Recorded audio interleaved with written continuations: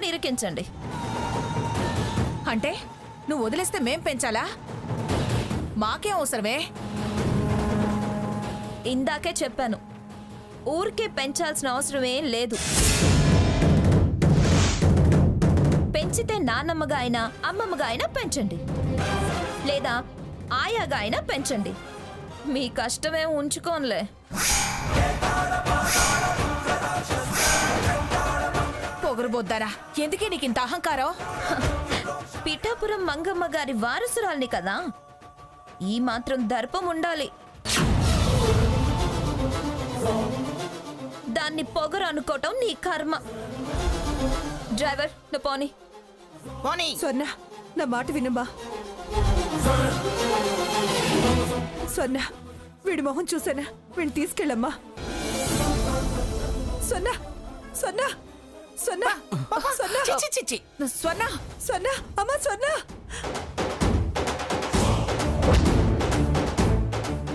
స్వర్ణ, అమ్మా స్వర్ణ, కారాపమ్మా. స్వర్ణ, అమ్మా స్వర్ణ, స్వర్ణ. లక్ష్మి,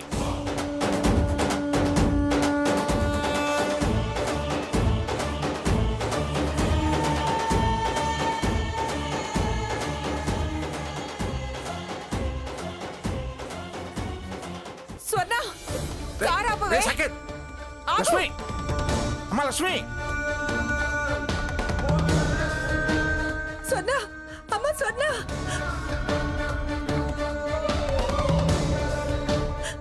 ఆగమ్మా, నా మాట విను. స్వర్ణ.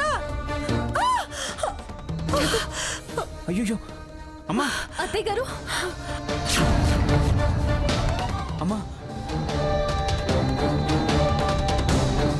చిన్న పిల్లాడని కూడా లేకుండా ఎలా వదిలేళ్తుందో చూడు తాతయ్య.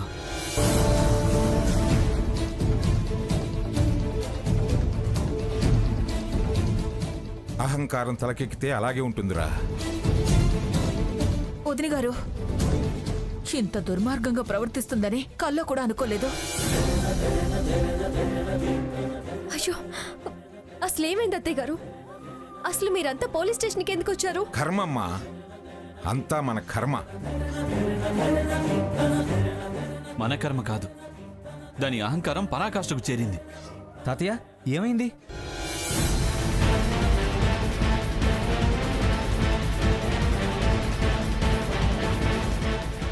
అదమ్మా జరిగింది.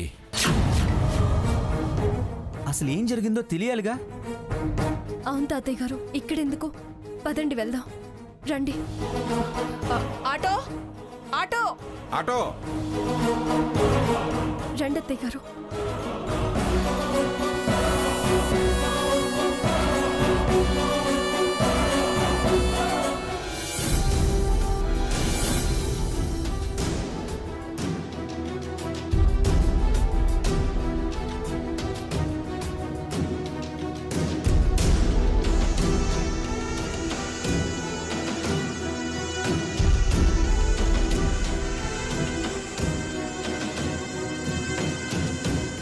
తాతయ్య, ఇల్లొచ్చింది, కారు దిగండి. తాతయ్య గారు దిగండి, ఇల్లు వచ్చేసింది.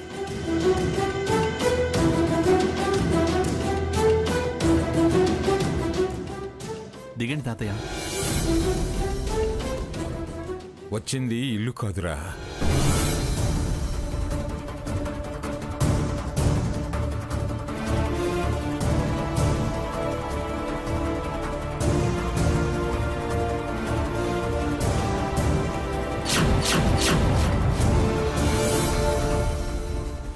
వల్లకాడు.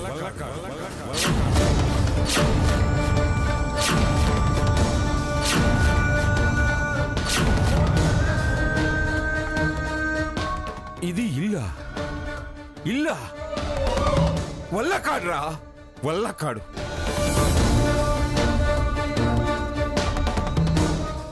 తాతయ్య, అంత షాక్ అవుతావేంట్రా? రేయ్, గుండె మీద చేసుకొని చెప్పు, ఇది ఇల్లా? వల్లకాడు కాదు.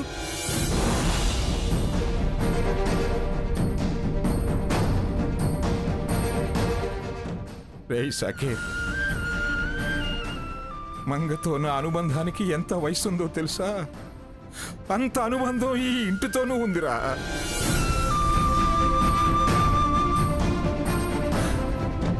ఇప్పుడు తను అక్కర్లేదనుకునే ఈ ఇల్లు, ఈ బంధం నాకు శ్మశానంతో సమానంరా.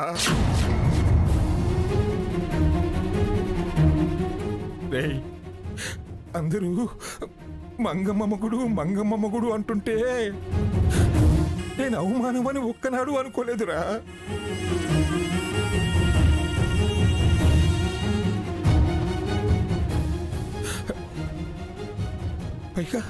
పైగా దాన్ని ఒక బిరుదులాగా తగిలించుకొని తిరిగాను రా ఇన్నాళ్ళు. ఇన్నేళ్ల తర్వాత మంగ మొత్తం నాశనం చేసిందిరా.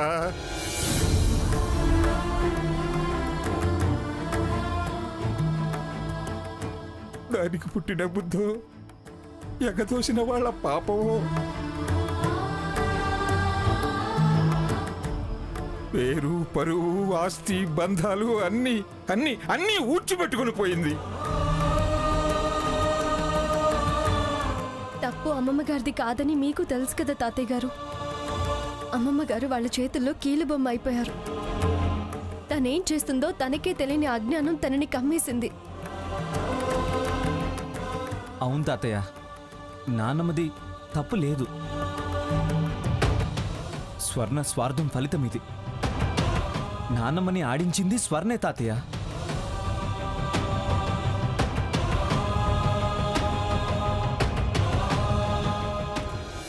ఎన్నిసార్లు అణగదొక్కినా ఆఖరికి తనే నెగ్గింది.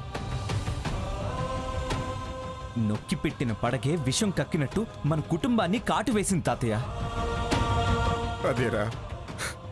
అదేరా నా బాధ.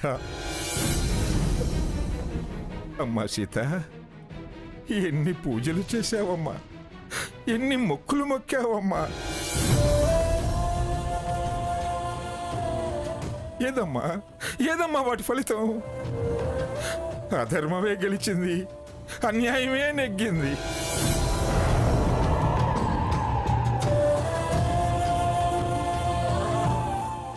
మంగ నమ్ముకున్న కంపెనీని మనల్ని కాదని ఆ నీచుల వెంటే వెళ్ళిపోయిందమ్మా. ప్లీజ్ తాతయ్య గారు, మీరు పెద్దవారు. మీరే ఇలా అధైర్యపడితే ఈ సమస్య నుంచి బయటపడే ధైర్యం మాకెలా వస్తుంది? కొంచెం నిబ్బరంగా ఉండండి మా కోసం.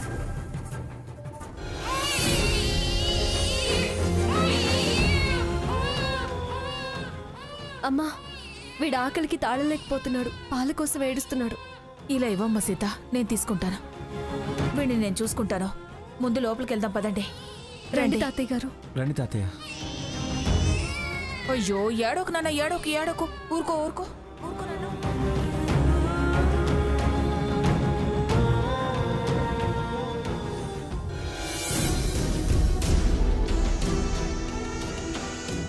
ఎంతటి రాక్షసి, కన్న కొడుకు కూడా కంటపడలేదు దానికి. కొత్త ఈ విషయం. ఏనాడు స్వర్ణ బిడ్డని లెక్క చేసింది? తనకు కావాల్సింది డబ్బు. చెండమావుల వెంట వెర్రి పరుగులు. ఈ సత్యం తనకి ఎప్పుడో ఒకరోజు తెలుస్తుంది.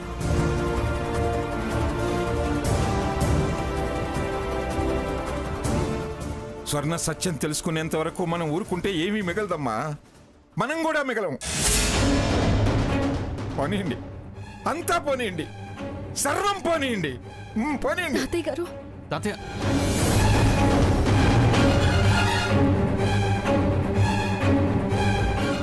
రఘు, తాతయ్య గారి పరిస్థితి చూస్తుంటే చాలా భయమేస్తుంది. నాకు కూడా సీత. ఏం చేద్దాం? ఏదో ఒకటి చేయాలి వదినా.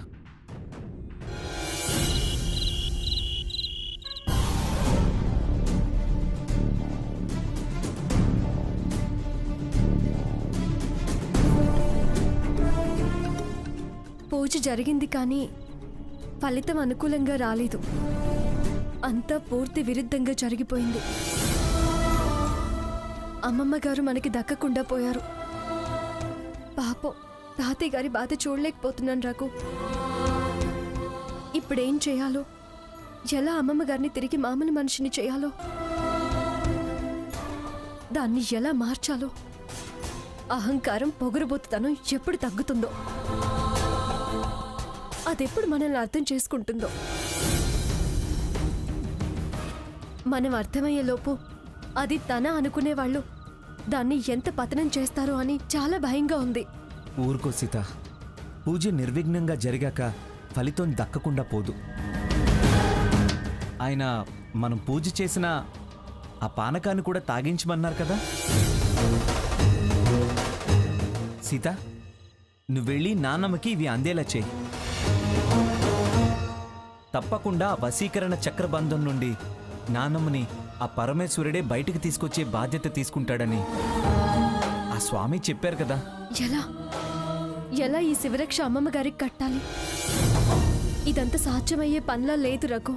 ఖచ్చితంగా ఖచ్చితంగా మరి కాసేపట్లో తన మహిమ చూపిస్తాడు అని ఆ స్వామీజీ గారు చెప్పారు కదా. వశీకరణ బంధనం నుంచి బయటపడేస్తానని అన్నారుగా. సీత, ఆ స్వామీజీ చెప్పినట్టు చెయ్యి. శుభమే కలుగుతుంది సీత. నాన్నమ్మ మన మనిషిగా మారుతుంది. స్వామి మాట మీద నమ్మకం ఉంచి నీ ప్రయత్నం నువ్వు చేయి సీత. సరే రఘు, పద. ఉమ్.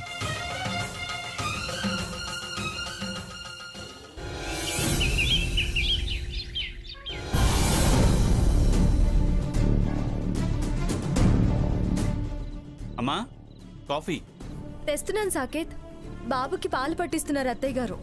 టేక్ యువర్ ఓన్ టైం వదినా, నో హరీ. తలలు తినే సమస్యలు ఎన్నున్నా దేని దారి దానిదే.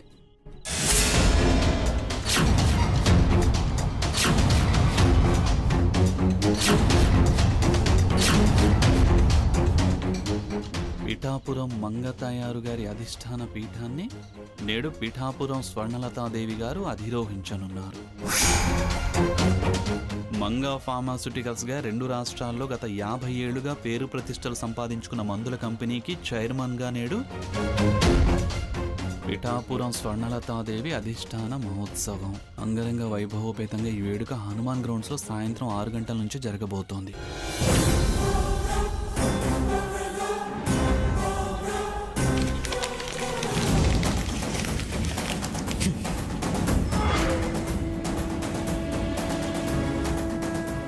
రాణి స్థానంలో ఈ దెయ్యం కూర్చోడానికి వీల్లేదు. దీనికో వేదిక, అదో వేడుక. ఒసే స్వర్ణ, వస్తున్నా. ఇది నీ అధిష్టాన మహోత్సవం కాదు, నీ అవసాన దినోత్సవం. ఎన్నాళ్ళగానో ఎదురు చూస్తున్న శుభముహూర్తం వచ్చేసిందమ్మమ్మ. నా కళ నిజం కాబోతుంది. స్వర్ణం, పిఠాపురం స్వర్ణలతాదేవి అధిష్టాన మహోత్సవం అంటే ప్రతి ఒక్కరూ 10 కాలాల పాటు చెప్పుకునేటట్టు ఉండాలి. ఉంటుంది స్వర్ణ, ఉంటుంది. నువ్వెవరివి? మంగమ్మ గారి మనవరాలివి. ఒంటి చేత్తో, సొంత తెలివితో ఒక వ్యాపార మహాసామ్రాజ్యాన్ని నిర్మించడం ఆ మంగమ్మ ఒక్కదానికే సాధ్యమైంది. ఇప్పుడు నువ్వు ఆ పీఠం ఎక్కబోతున్నావు. ఈ స్వర్ణ అనుకున్నది సాధించే వరకు నిద్రపోదు. పిఠాపురం అధిష్టాన పీఠం ఎక్కబోతున్నాను. ఎక్కేదెవరు, ఎక్కించేదెవరు? మురిసిపోండి. మీరిద్దరూ బాగా మురిసి ముక్కలైపోండి. ముందుంది ముసళ్ల పండుగ. అమ్మమ్మ గారు, అమ్మమ్మ గారు, మిమ్మల్ని. ఏంటి స్వర్ణ? ఏం ఆలోచిస్తున్నారంటీ? సాయంత్రం ఆ ప్రోగ్రాం గురించేనా?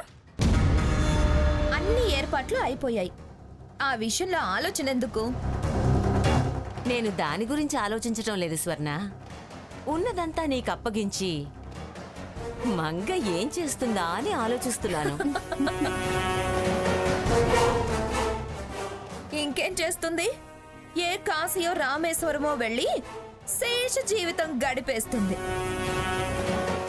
అయినా ఎన్నాళ్ళు ఈ మురుగ్గొట్టు పాత నీళ్లు? కొత్త నీరు రావక్కర్లేదా? మీరు చూస్తూ ఉండండి అమ్మమ్మ గారు. ఆ మంగా ఫార్మా మహా సామ్రాజ్యానికి నేను మహారాణినై ఎలా చక్రం తిప్పుతానో.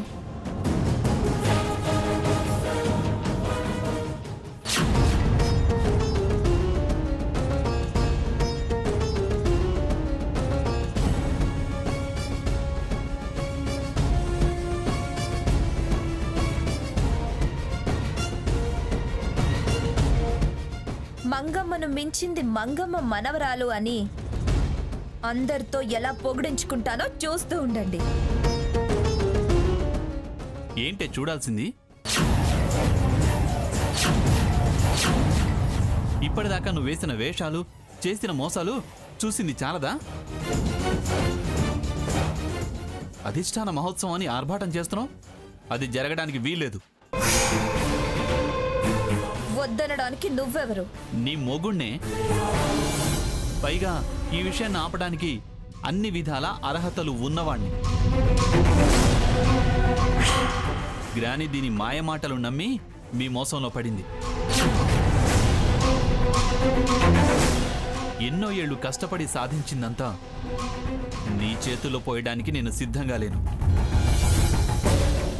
ఏ మనిషివి సాకేత్ నువ్వు? మొగుణ్ణి అంటావు. ఏ మొగుడైనా పెళ్ళాం వృద్ధిలోకొస్తే అందలాలెక్కితే సంతోషపడతాడు.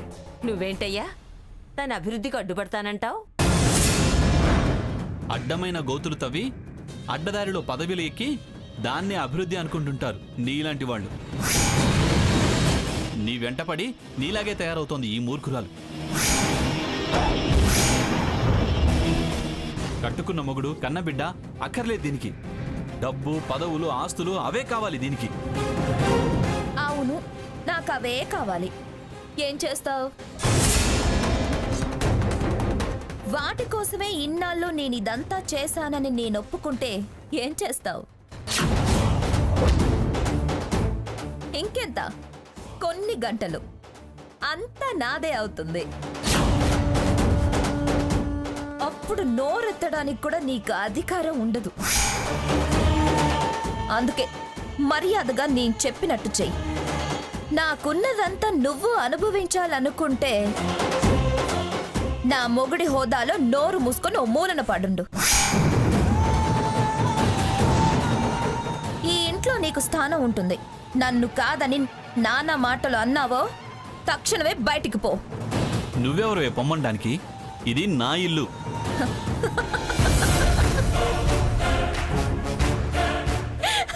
కలగంటున్నావా? నువ్వు డబ్బిచ్చావని నీ ఇల్లు అనుకుంటున్నావేమో. ఈ ఇల్లు నా పేరు మీద ఉంది. జరిగిన దానికి సారీ చెప్పు. వెళ్ళి బాబుని పట్రా.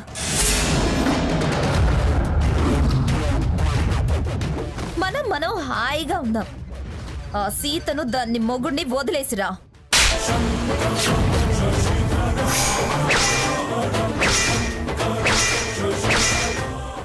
రక్త సంబంధాలను, ఆస్తులున్నాయన్న అహంకారంతో వదులుకునేందుకు నేను నువ్వనుకునేంత వెధవని కాను. నీకు మాటలతో బుద్ధి రాదు. నీకెలా బుద్ధి చెప్పాలో నాకు బాగా తెలుసు.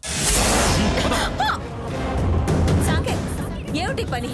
ఎక్కడికి తీసుకెళ్తున్నావు? నా పెళ్ళం నా ఇష్టం.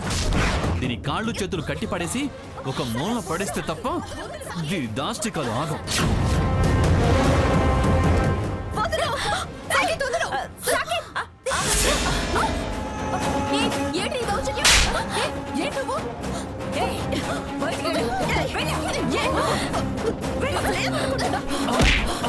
Security, security, security, security.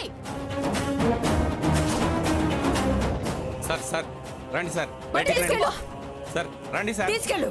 పదండి సార్, బయటికి పదండి, పదండి. Dirty fellow.